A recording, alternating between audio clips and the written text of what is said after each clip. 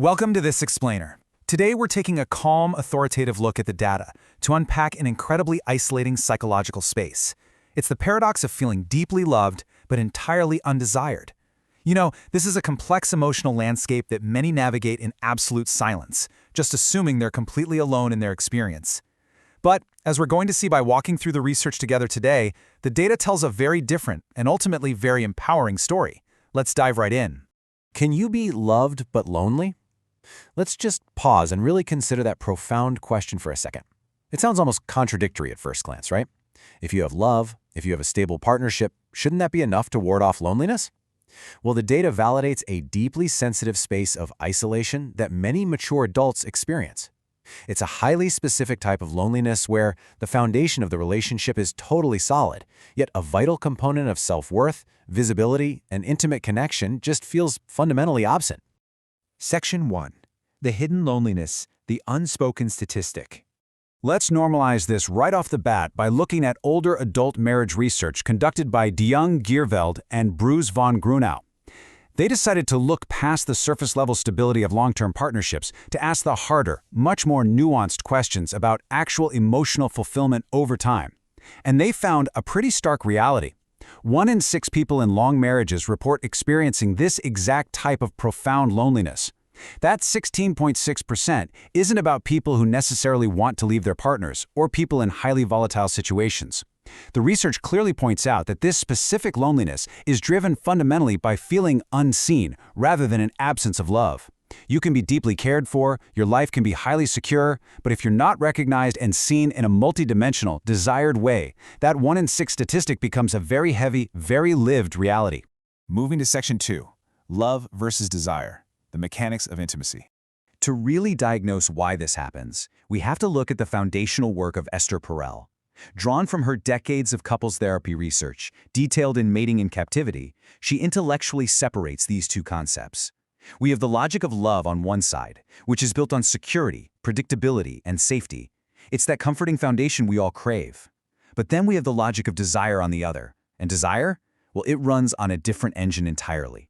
The research notes that desire is often responsive, not spontaneous.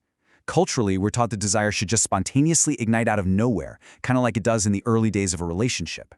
But in reality, long-term desire responds to being actively cultivated.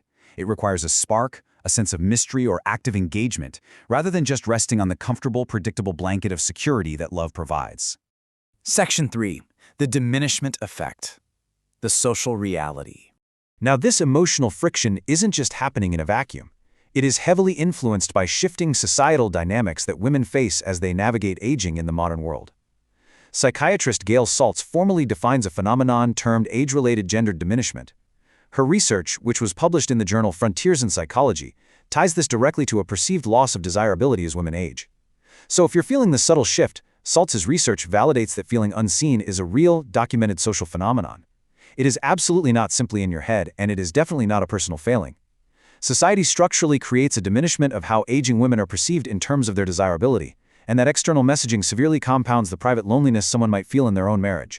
Which brings us to Section 4, Redefining Midlife Intimacy, the data-driven reframe. Up to this point, the research paints a somewhat heavy picture, but clinical data reveals a much more empowering reality, one that completely shatters those negative societal assumptions about aging, diminishment, and intimacy.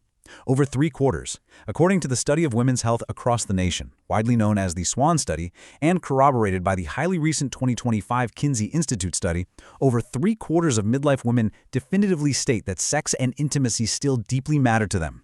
The societal script might push that diminishment narrative, implying that desire just fades quietly into the background, but the actual humans in these massive, rigorous studies are saying the exact opposite. They are stating clearly that this remains a vital, central part of their identity and well-being. So the crucial takeaway here is that this is absolutely not a story of fading interest or inevitable loss.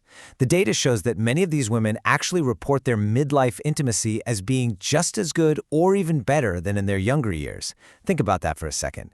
They aren't just holding on to a nostalgic memory of desire. They are actively experiencing fulfilling intimacy right now. This definitively proves that the capacity for deep, responsive desire doesn't just evaporate with time, it matures. Section 5, Transformation, Not Decline, a New Reality. This profound disconnect between society's outdated assumptions and the actual data leads to a definitive medical reframing, supported by recent major findings from the Lancet and the Menopause Society. And it comes down to 3 words: transformation, not decline. What we're looking at is not an ending. It is a fundamental shift in how desire operates, how it's cultivated, and how it is experienced. So I want to leave you with this thought to carry forward. If midlife intimacy is scientifically proven to be a transformation and not a decline, how will you take this data, push past the societal diminishment, and rewrite the story of desire in your own life and relationship?